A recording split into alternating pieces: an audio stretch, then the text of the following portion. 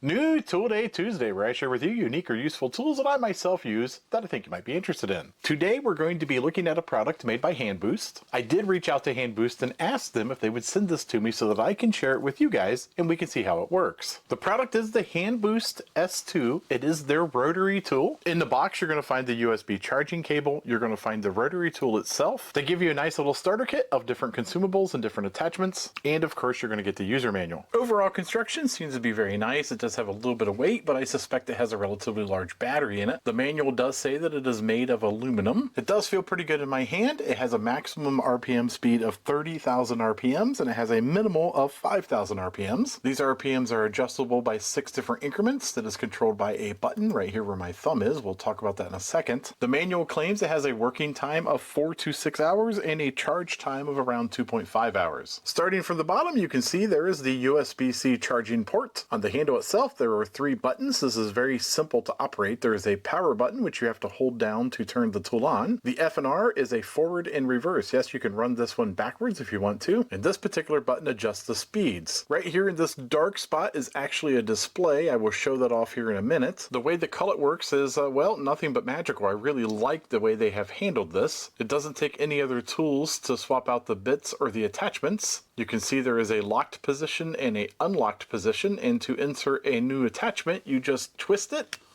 into the unlocked position, put the new tool in place, and then give it a twist into the locked position, and it's good to go. It's not going to slip. I really like that feature. The display that is showing right here, it looks a little dim in the camera, but we do have some very bright work lights that we're recording under. It will show you some various information. Right now it's telling you that the battery is charged to 100%, and there's a little green light right here in the corner that says the battery charging is complete. So the question in everybody's mind is, well, how well does it work? And we're going to find out. I think a great test would be to do a little bit of sanding. I use these little sanding discs all the time on my other rotary tools. They're perfect for doing a little bit of cleanup work or a little bit of grinding, and you've seen me use them in my videos. There are 6 different speeds. I'm going to turn it to speed 1 first, and we'll do a little bit of grinding. Then we'll turn it up to speed 6 and see if there's a huge difference in torque, and I'm sure there will be. Let's go ahead and turn the tool on by holding the power button down.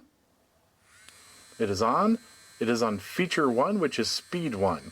If I want to change that, I just press the speed button. There's speed 2, 3, 4, 5, and 6. Let's put it back on 1. And with speed 1, let's do a little bit of grinding on this pencil.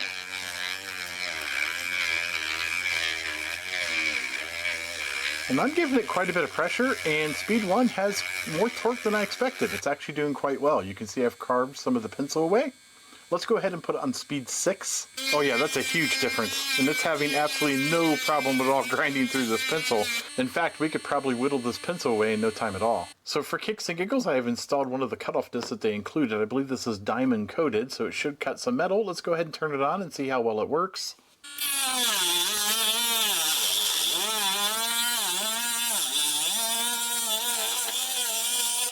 What are my final thoughts? Well, I think it's a pretty good tool. Now, being a smaller rotary tool, it does have its limitations, but I think it's perfect for that hobby world where you're trying to get some little precision cuts, some little bit of polishing, or maybe some little bit of sanding or grinding. I think this is going to be an excellent tool for that. And because it's intended for those types of jobs, it does have a smaller cullet. That cullet is 3/32 or 2.35 millimeters. It does have a fantastic runtime, and I think that's outstanding because there's nothing more disappointing than, well, you're trying to get something done and the tool runs out of battery and you got to wait for it to charge. If for any reason I have a problem with this tool, I will put it in a pinned comment down below. If you like these types of videos, don't forget to like and subscribe. Take a look at some of my other videos. At the very least, you might be entertained.